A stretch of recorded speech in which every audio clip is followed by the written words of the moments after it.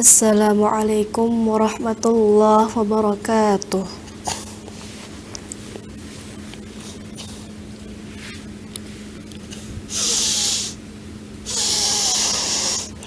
A'udzu billahi minasy syaithanir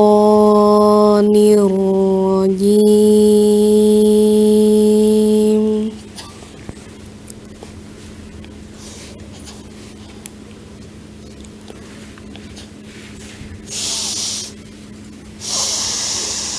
Bismillahirrahmanirrahim.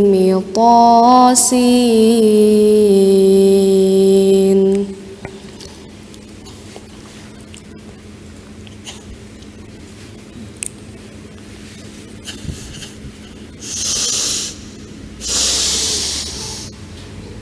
Tilka ayatul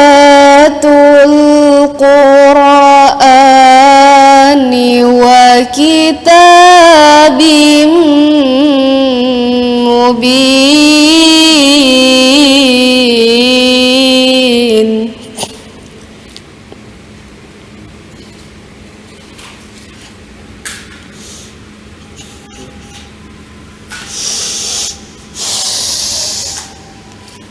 Hudan wa busyra lil mu'minin.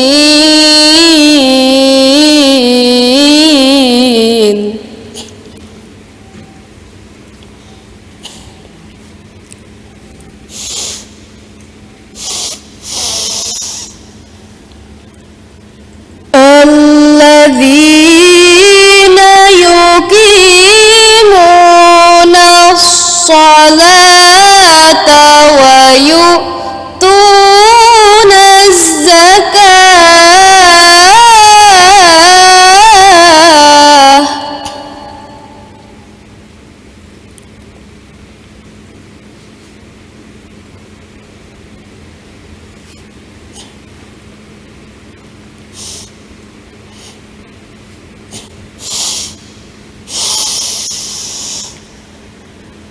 Wa yu'tuna az-zakata wa hum bil akhirati hum yuqinun.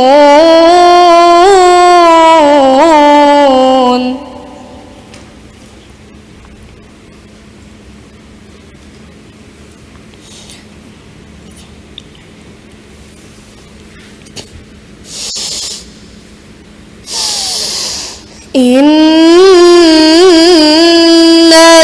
ladzina la yu'minuna bil akhirati zayyana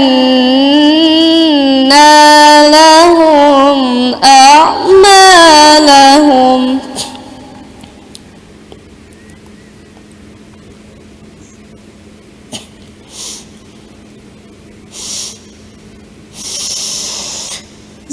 zayyana lahum a'malahum fahum ya'mahun.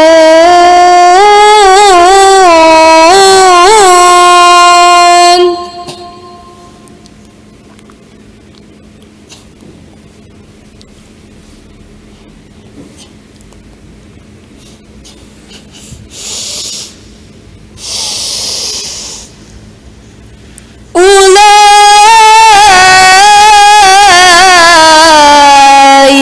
alladzina lahum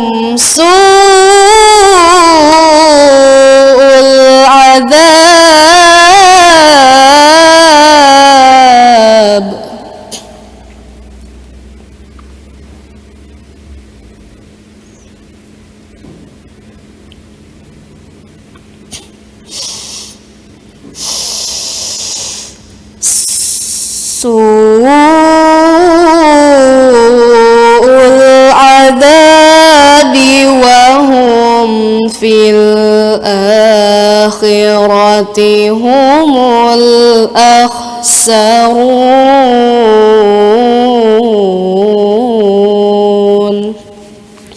صدق الله العظيم. Aku berlindung kepada Allah dari godaan syaitan yang terkutuk dengan menyebut nama Allah yang Maha Pengasih lagi Maha Penyayang. Tasin. Inilah ayat-ayat Al-Quran dan kitab yang jelas, petunjuk dan berita gembira untuk orang-orang yang beriman, yaitu orang-orang yang mendirikan salat dan menunaikan zakat, dan mereka meyakini akan adanya akhirat.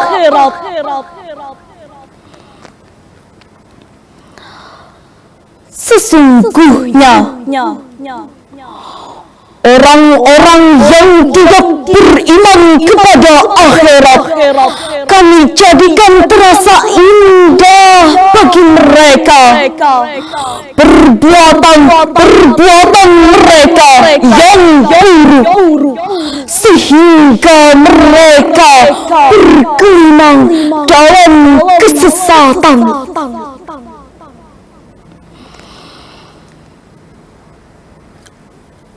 Mereka itulah orang-orang yang mendapat siksaan buruk di dunia, dan mereka di akhirat adalah orang-orang yang paling rugi.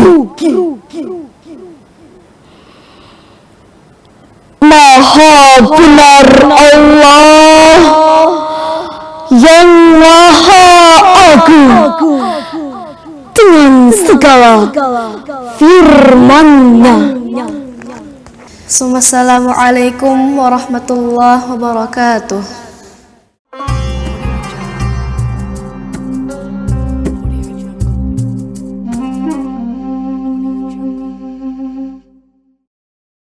Assalamualaikum warahmatullahi wabarakatuh. Waalaikumsalam warahmatullahi wabarakatuh. Selamat datang kembali di acara HSS TV, yaitu Gemar Ramadan. Hari ini Gemar Ramadan hari ke-9. Ya, betul. Dan pada hari ini kita telah kedatangan tamu ya dari BNN Kabupaten Hulu Sungai Selatan, dan yang sangat terhormat kita telah kedatangan dari Kepala BNN-nya langsung. Oke, Bu. Halo, assalamualaikum Ibu. Waalaikumsalam warahmatullahi wabarakatuh. Alhamdulillah pada sore hari ini kita sangat bahagia bisa menemani ngabuburit para pemirsa ya. Kamu gak apa puasanya, Mel? Alhamdulillah lancar. Rasanya ada pecah, Bang. Alhamdulillah. Sama aja berarti kita. Nih apa ngomong-ngomong nih, apa ini segmen kita berbeda dengan hari-hari semalam. Iya. Namun hari-hari semalam kan ada guru, ada ustadz menceramah. Ini kita sekedar sharing-sharing kayak talk show lah. Nah, hitungannya ya kalau nambah ilmu ya. Nah, untuk nambah ilmu. Sekaligus kita ini juga ngabuburit. Betul sekali. Dan tema kita pada hari ini apa, Kay? Temanya apa ya? Dan tema kita hari ini adalah jauhkan diri dari barang haram narkotika. Narkotika. Ya, sebelum kita lebih jauh membahas dan mengupas tentang narkoba, lebih baik kita minta penjelasan dulu nih dari Ibu Agus Winarti selaku Kepala BNN Kabupaten Hulu Sungai Selatan. Apa sih Bu itu narkotika dan lebih spesifiknya tentang pengertiannya Bu? Ya, oke. Terima kasih banyak. Alhamdulillah hari ini kita bisa ketemu ya. Terima kasih undangannya untuk saya bisa berhadir di sini memberikan informasi kepada seluruh masyarakat di Kabupaten Hulu Sungai Selatan khususnya tentang narkotika gitu, seperti itu. Jadi mohon izin, boleh saya menyapa dulu? Silakan Bu. Assalamualaikum warahmatullahi wabarakatuh. Saya Agus Winarti, Kepala BNN Kabupaten Hulu Sungai Selatan. Salam sejahtera saya ucapkan bagi seluruh pemirsa HSS TV dimanapun berada. Dan hari ini saya akan memberikan informasi ditemani dengan Mas siapa Mas? Ulun Fakih. Mas Fakih dan Ulun Kamil. Mas Fakih dan Mas Kamil ini. Hostnya siapa? Saya atau Mas ini? Hostnya kami berdua. Ulun co-host. Iya, hari ini mungkin kita sharing gitu ya, diskusi saja tentang apa itu narkotika dan bagaimana menurut undang-undang maupun dari tinjauan agama karena ini dalam rangka Gemar Ramadan ya. Jadi mudah-mudahan apa yang kita sampaikan hari ini bermanfaat bagi diri kita, bagi keluarga dan bagi masyarakat secara luas gitu. Saya berharap seperti itu. Amin. Supaya saya tidak keliru menyampaikan informasi, saya boleh bawa kitab ya? Boleh Bu, silakan. Ya oke. Jadi kalau pertanyaannya apa itu narkotika, ini kita berbicara tentang undang-undang. Jadi di sini ada Undang-Undang Republik Indonesia Nomor 35 Tahun 2009 tentang narkotika, disebutkan bahwa narkotika adalah zat atau obat yang berasal dari tanaman atau bukan tanaman, baik sintetis maupun semi-sintetis, yang dapat menyebabkan penurunan atau perubahan kesadaran, menghilangkan rasa, mengurangi sampai menghilangkan rasa nyeri, dan dapat menimbulkan ketergantungan yang dibedakan ke dalam golongan-golongan, seperti itu. Jadi narkotika ini bisa berbentuk tanaman ataupun bukan tanaman, bisa sintetis maupun semi sintetis, seperti itu. Yang fungsinya ini meredakan nyeri, tapi juga dapat menghilangkan kesadaran, seperti itu. Kira-kira seperti itu. Definisi narkotika di dalam Undang-Undang Nomor 35 Tahun 2009. Iya. Mendengarkan tentang penjelasan yang lebih spesifik tadi kan mungkin kebanyakan orang mengetahui bahwa narkotika itu ya untuk mabuk-mabukan ya kan. Iya, untuk apa? Ke arah yang negatif. Nah, gitu. Tapi mungkin apa sih Bu fungsi sebenarnya dari narkotika itu Bu? Jadi gini, di dalam undang-undang sendiri itu narkotika itu dibedakan dalam 3 golongan. Jadi yang pertama ada golongan 1 dan golongan 2 dan golongan 3. Kemudian untuk golongan 1 ini, narkotika yang hanya dapat digunakan untuk tujuan pengembangan ilmu pengetahuan dan tidak digunakan dalam terapi. Saya underline di sini, tidak digunakan dalam terapi atau pengobatan. Gitu. Jadi serta mempunyai potensi sangat tinggi menimbulkan ketergantungan. Jadi apabila ada jenis-jenis narkotika yang menurut penyalahgunanya untuk terapi, maka ini keliru. Contohnya adalah opium, kokain, ganja. Gitu. Saya underline ini ganja ya, karena sedang dibahas ini, ramai dibahas masalah ganja ini untuk terapi. Sampai detik ini, negara kita masih menyatakan ganja adalah sesuatu yang ilegal, tidak untuk terapi, seperti itu. Kemudian amfetamin atau metamfetamin, contohnya sabu-sabu. Kemudian psilocybin yang di dalam undang-undang nama unsur kimianya adalah psilocybina, yang di dalam bahasa masyarakat sehari-hari itu jamur tahi sapi atau magic mushroom. Itu masuk narkotika golongan 1. Dan jangan lupa ada karisoprodol atau karnoven atau yang masyarakat kenal dengan zenit. Itu juga narkotika golongan 1. Jadi itu tidak digunakan untuk terapi apapun, zenit ini, dan penyalahgunaannya dan peredarannya masuk dalam hukum pidana. Nah, kemudian ada narkotika golongan 2, Mas. Narkotika golongan 2 di sini berkhasiat pengobatan digunakan sebagai pilihan terakhir. Kita garis bawahi, digunakan sebagai pilihan terakhir dalam terapi medis. Dan dapat digunakan dalam terapi dan atau untuk tujuan pengembangan ilmu pengetahuan serta mempunyai potensi tinggi mengakibatkan ketergantungan. Misalnya di sini adalah metadon, morfin, petidin. Gitu. Jadi obat-obat ini bisa digunakan atas indikasi medis untuk terapi. Namun seperti yang saya garis bawahi, ini adalah pilihan terakhir apabila tidak ada lagi ada obat lain lagi obat ya, Bu? lain yang bisa menggantikannya. Seperti itu kira-kira. Nah, kemudian yang ketiga, ada narkotika golongan 3. Narkotika ini berkhasiat pengobatan dan banyak digunakan dalam terapi dan atau untuk tujuan pengembangan ilmu pengetahuan serta mempunyai potensi ringan mengakibatkan ketergantungan. Nah, contohnya adalah dextromethorphan dan kodein. Contoh dari narkotika golongan 3. Jadi kalau ditanya, apakah narkotika ada manfaatnya? Kan tadi seperti itu ya. Ada. Iya. Tapi narkotika golongan berapa dulu? Gitu. Ada golongan juga ya, Bu? Iya. Jadi yang untuk ilmu pengetahuan, teknologi itu narkotika golongan 1, 2, dan 3. Tapi yang untuk terapi hanya golongan 2 dengan garis bawah pilihan terakhir. Pilihan terakhir. Untuk narkotika golongan 3 memang bisa untuk terapi dan banyak digunakan seperti itu. Berarti walaupun fungsi utamanya itu untuk pengobatan fungsinya, tapi tidak bisa digunakan sembarang juga ya, Bu ya? Iya, siap, betul sekali. Dan pada kesempatan kali ini kan kita berada pada program Gema Ramadan ya, Kay? Yang tentunya kita akan membahas narkoba ini juga dalam aspek dan segi agama. Dan pertanyaan kami, sebenarnya narkoba dalam Islam itu bagaimana sih, Bu, dan apa mudaratnya, Bu? Narkotika dalam Islam, ya, oke, terima kasih Mas.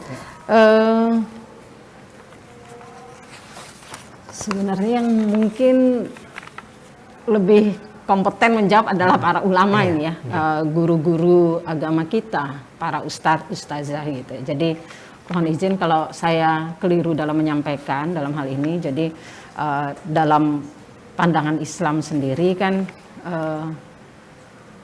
narkotika itu mungkin tidak ada di dalam Quran secara spesifik dan dalam hadis tidak ada. Tapi ada menyebutkan tentang khamar gitu. Jadi boleh saya cuplik dulu ya.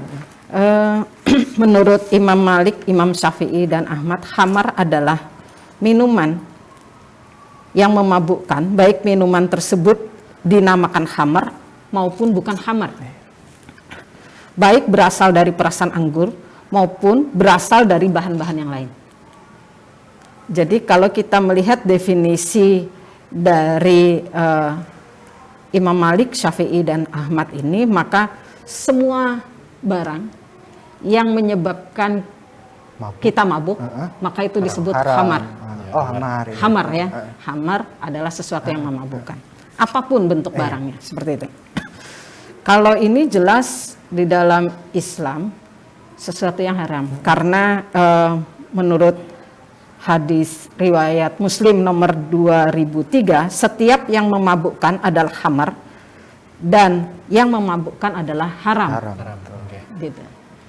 Jadi ini jelas di dalam Islam bahwa sesuatu yang memabukkan apapun bentuknya adalah khamar dan itu adalah haram. Seperti itu.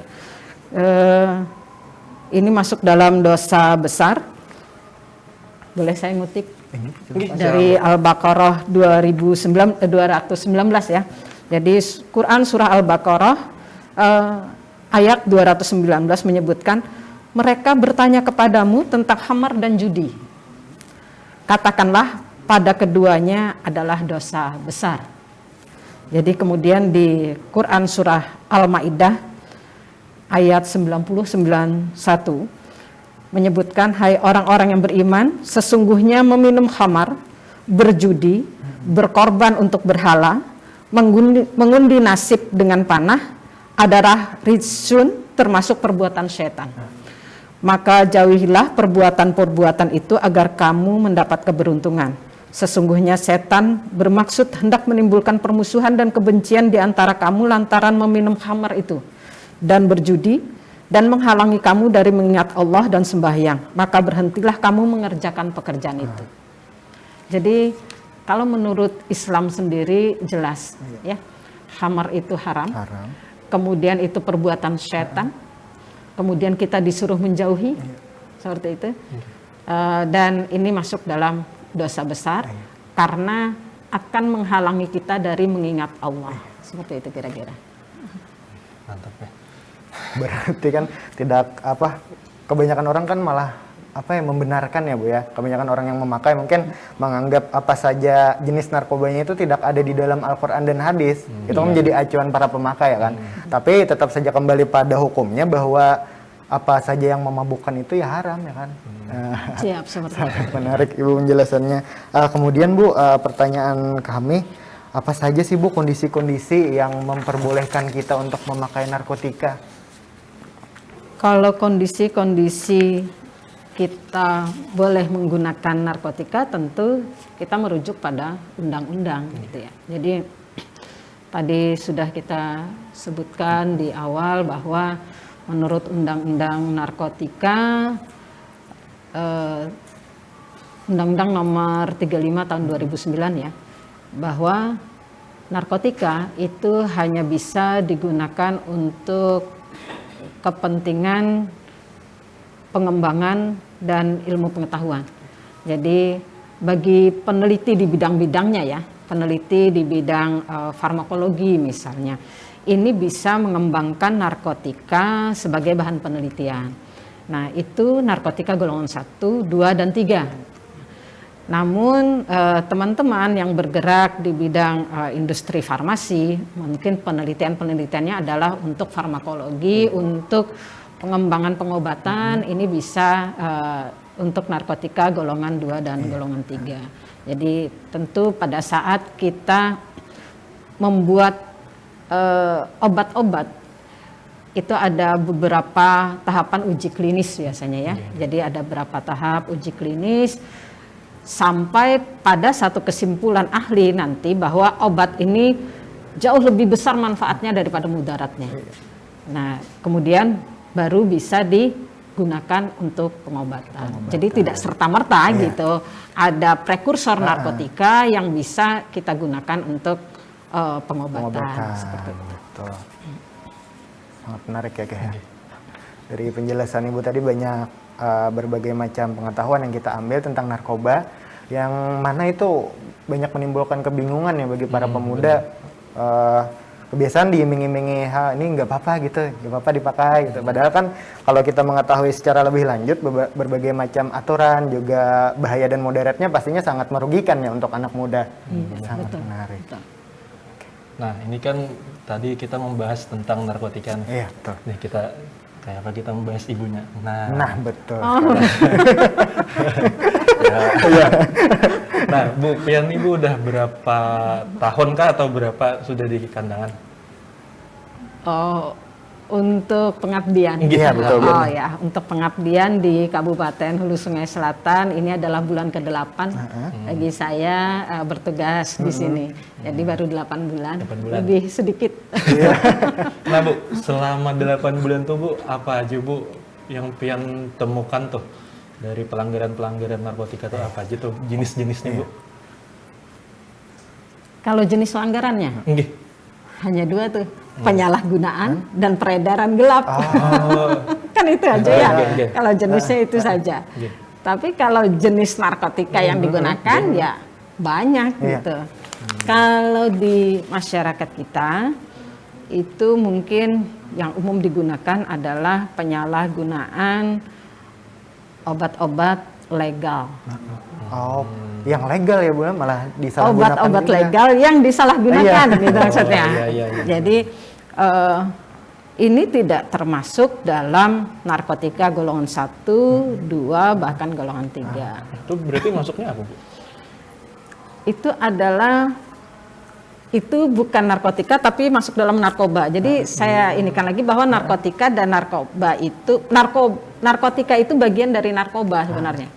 Kalau narkotika seperti yang saya sebutkan tadi berdasarkan undang-undang. Jenisnya. Kalau narkoba itu singkatan namanya dari narkotika. konya psikotropika, dan banyak bahan-bahan adiktif atau obat-obat berbahaya lainnya, kadang-kadang seperti itu. Jadi apapun bentuknya, obat-obat itu kalau disalahgunakan ya berbahaya, walaupun obat itu obat legal, seperti itu.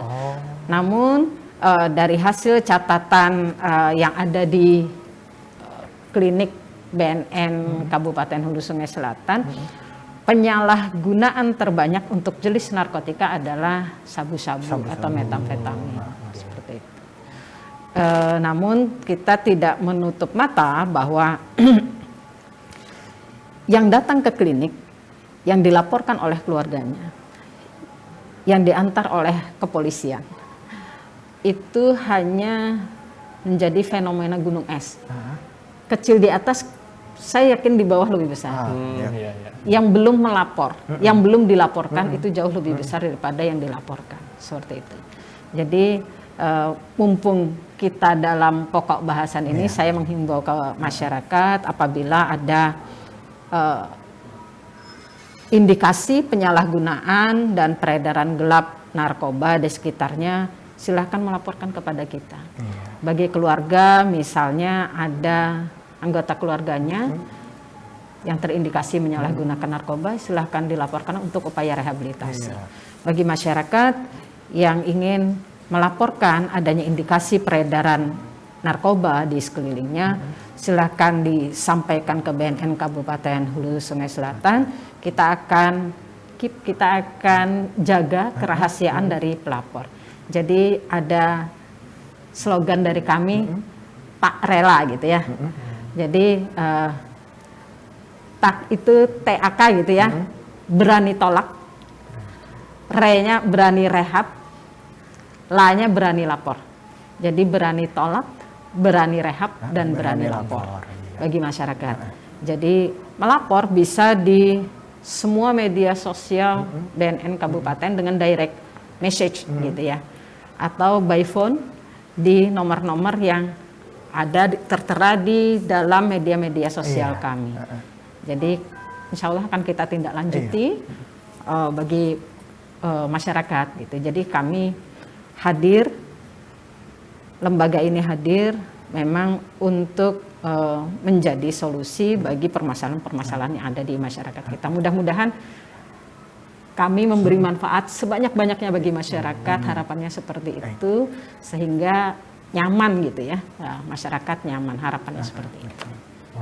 Berarti jangan takut untuk melapor ya. Jika Ya, ada teman dekat, keluarga ataupun masyarakat yang lain, bisa langsung saja dilaporkan kepada BNN Kabupaten Hulu Sungai Selatan. Nah, gimana, Oke, dengan narkoba? Jangan, kita jangan sampai Katakan tidak pada narkoba Katakan ya, tidak, betul. iya, Karena jujur.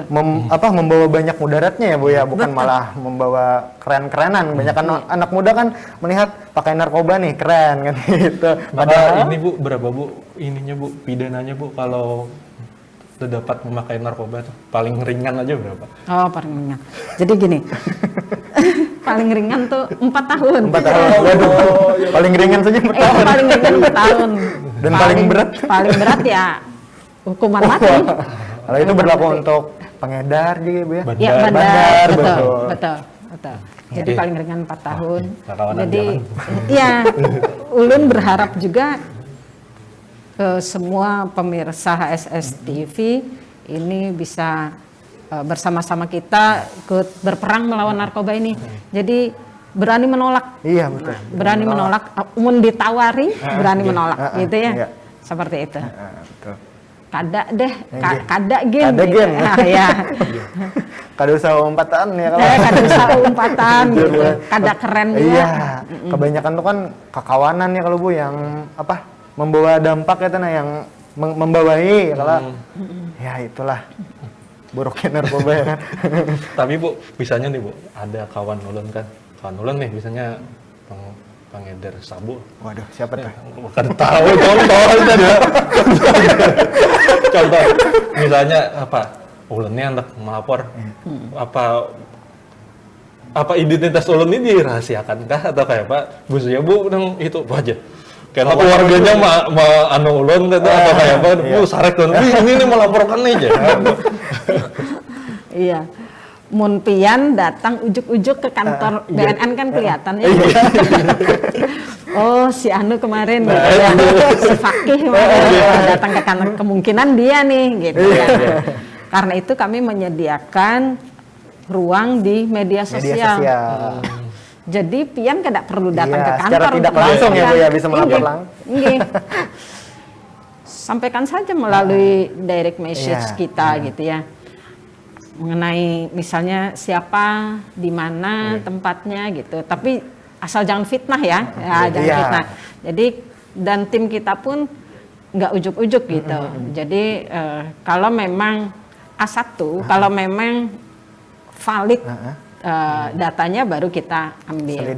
Oh berarti apa selektif juga kalau ini banyak direct message yang cuma iseng-iseng aja ya. Ya betul. Jadi apa namanya, jangan sampai menimbulkan fitnah seperti itu ya. Karena kalau ada seseorang yang tidak melakukan satu kejahatan kemudian dilaporkan, itu kan namanya fitnah. Mungkin saja ada perseteruan antara mereka, bisa saja seperti itu. Tapi undang-undang menjamin pelapor. Jadi undang-undang melindungi.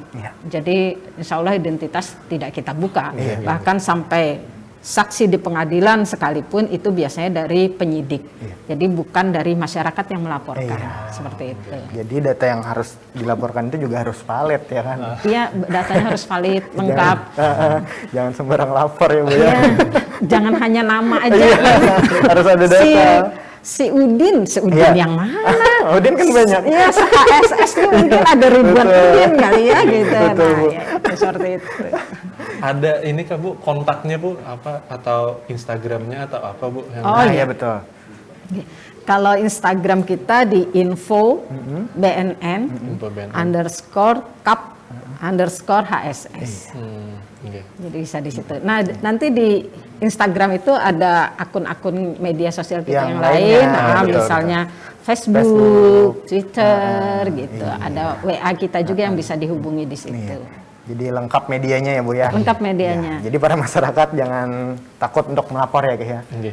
Karena bisa secara tidak langsung kita bisa melapor ya tanpa harus datang ke kantor kata Ibu tadi. Betul. Menarik sekali. Nah Bu, tadi kan Ibu menjelaskan bahwa ada jenis obat-obatan yang tidak termasuk ke dalam narkotika tetapi malah banyak disalahgunakan. Itu mungkin kami ingin mengetahui Bu, apa sih penyebabnya jadi banyak disalahgunakan itu Bu? Kenapa jadi orang pakai gitu ya? Iya, betul. Nah, ya. Kenapa orang pakai narkoba gitu. Nah, itu kan artinya faktor-faktor ya. Jadi ada banyak hal yang menyebabkan seseorang itu menyalahgunakan. Jadi menurut hasil penelitian BNND 2019 itu untuk para remaja, pelajar, mahasiswa. Faktor terbesar adalah karena pergaulan. Pengaruh teman. Iya. Jadi yang kedua adalah keingintahuan. Rasa ingin tahu. Iya, penasaran. Penasaran. Ya, kepo. Ngeliat teman make itu, ingin make juga. Apa sih ini gitu ya? Apa gerang enaknya gitu kali ya. Nah, seperti itu. Kemudian yang ketiga lifestyle.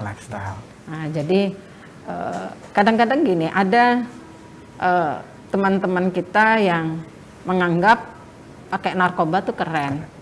Kalau gue nih kayak apa ya?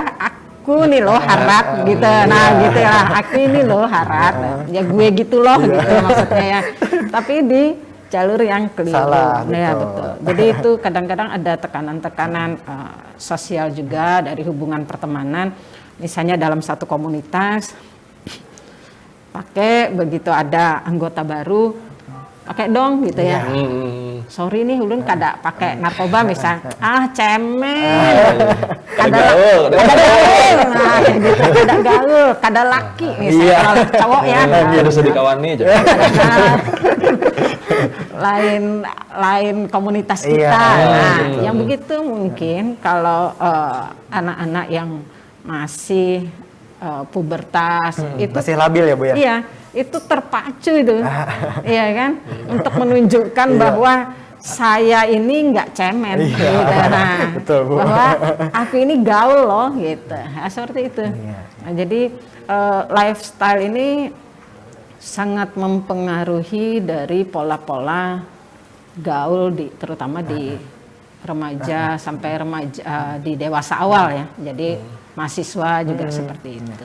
Apalagi sekarang gaul itu banyak tempatnya gitu ya. Iya, betul. Tempat-tempat nongki, Iya. nongkrong-nongkrong gitu ya. Ketemu di komunitas lain, Iya. ngelihat komunitas ini mulanya baik gitu, ngelihat oh kayaknya itu lebih keren deh. Iya. Nah, yang gitu tuh. Banyak tempat lah Bu ya untuk berkreasi. Jadi tidak harus menuju ke situ gitu. Sangat Dia nongkrong juga kada? nongkrong kami juga suka Oh, nongkrong juga. Di mana nih? Ya Biasa di mana Mas? di kopi-kopi di sini Bu. Oh, di kopi. Ya, karena di sini kan udah mulai ramai di Bu kedai kopi. Oh iya, iya. Asal ngopi-ngopi doang gitu Ngopi ya. doang, Nah, betul. jangan Jangan- kopi dicampur Iya, sesuatu. dicampur di oplos ya. Ada bujuran kopi bujuran. Ada jadi campur-campur. Karena itu tadi ya kata Ibu, gaya hidup dan pengaruh pergaulan yang membuat kebanyakan anak muda menjadi penasaran dan ikutlah akhirnya mencoba hal yang negatif. Padahal negatif ya Bu ya, sebenarnya, padahal tapi negatif. pandangan anak muda, wah keren nih. Terus ada teman-teman kita yang mungkin tidak bisa dikatakan sebagai remaja gitu ya, sudah dewasa katakan gitu. Maka penggunaan narkoba banyak pada alasan-alasan relasional, pekerjaan, Iya. atau mengatasi stres dan termasuk juga gaya hidup itu. Jadi ada teman-teman yang menjustifikasi penggunaan narkoba sebagai doping karena alasan misalnya tuntutan pekerjaan. Iya, stres ya Bu ya. Iya. Ada yang bekerja mungkin apa ya? Waktunya dalam 24 jam hanya bisa istirahat beberapa jam. Selebihnya dipakai untuk bekerja. Iya. Maka alasan-alasan seperti itu dijadikan justifikasi untuk menyalahgunakan narkoba, terutama yang golongan stimulan ya, sabu-sabu misalnya seperti itu. Wah, sangat menarik ya kayak banyak ilmu yang kita ketahui pada sore ini. Dan mungkin terakhir nih Bu, pesan yang sangat efektif untuk menanggulangi penyebaran penyalahgunaan narkoba ini apa sih Bu? Mungkin bisa dijelasin. Buat remaja. Ya, pesannya Ibu. Orang tua bisa. Oh iya, tergantung segmennya. Untuk seluruh lah ya Bu ya. Mungkin silakan Ibu pesannya. Ya, untuk teman-teman yang masih remaja gitu.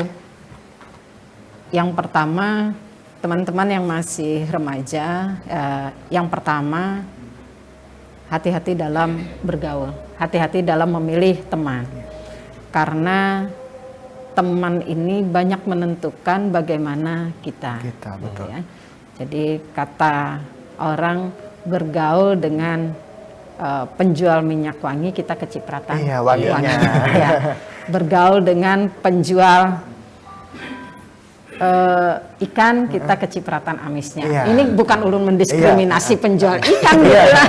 Jadi Ibarat baunya ya, ibaratnya seperti itu. Jadi hati-hati dalam bergaul. Kemudian yang kedua, membentengi diri sendiri ya. Itu sangat penting. Membentengi diri sendiri ini, kita dulu yang tidak pakai, kita dulu yang kada gitu. Apapun kondisinya, itu jangan lari pada narkoba. Karena semua orang ini punya masalah. Iya, tapi Siapapun. solusinya tidak narkoba ya Bu ya. Tapi solusinya bukan narkoba. Kalau lari ke narkoba, kada dapat solusi sebenarnya. Malah nambah masalah. Malah nambah masalah baru. Malah rumit. Nambah rumit Iya, gitu. betul. Jadi kita dulu yang membentengin dulu untuk kada pakai narkoba, kada mau indah. Nah, dalas hangit kada narkoba Iya, gitu ya. betul. Nah, apapun masalahnya. Kemudian jika pun punya masalah, maka sampaikanlah kepada orang-orang yang memang bisa membantu kita secara positif. Iya. Gitu ya. Jadi kalau teman-teman yang masih pelajar misalnya, bisa ke orang tua Iya. atau ke guru BK misalnya. Atau mau konsul ke klinik kami juga boleh. Kemanapun yang sifatnya positif ya. Jangan curhat ke teman-teman yang dalam tanda kutip ke arah negatif. Clubbing misalnya. So sorry ya. Jadi ngedugem, tapi di sananya itu nanti Juga make ya Bu? nah juga pakai suruh neken gitu ya. Mulanya mungkin hamar ya, minuman keras. Minuman dulu. Minuman dulu. Lama-lama pakainya ekstasi. Iya, makin naik syabu. levelnya ya. Iya, betul seperti itu. Jadi hati-hati dalam berteman. Kemudian yang ketiga, tentu hal yang paling utama adalah mendekatkan diri dengan Allah ya, bahwa itu haram secara agama dan juga hukum negara gitu, secara hukum agama haram. Jadi ingat-ingat bahwa ini masuk dalam dosa besar yang apabila dilakukan ada risiko untuk mengerjakan kejahatan-kejahatan yang lain. Betul. Jadi menurut hadis bahwa narkoba ini adalah induk dari Permasalahan kejahatan. Kejahatan. Iya, seperti itu. Oke, Masya Allah, sangat menarik dan sangat membawa manfaat untuk kita semua ya. Jadi kesimpulan pada pembahasan dan tema kali ini itu adalah berani menolak ya. Tidak katakan pada narkoba. Say no to drug. Iya, say no. Iya benar banget, say no to drugs ya. Karena banyak membawa mudarat dan dampak yang negatif ya, bukan membawa diri kita malah ke arah yang positif. Karena sudah dijelaskan juga dalam undang-undang pun sudah tidak diperbolehkan, di agama pun sudah jelas bahwa narkoba itu haram ya. Masya Allah, sangat menarik pemirsa HSS TV pertemuan kita kali ini, dan pada kesempatan kali ini semoga kita bisa memberikan manfaat kepada para pemirsa HSS TV dimanapun Anda berada. Dan kami akhiri pertemuan kita pada hari ini. Semoga nanti kita bisa bertemu lagi pada episode-episode selanjutnya ya. Ya. Kami ucapkan Assalamualaikum warahmatullahi wabarakatuh. Say no to drug.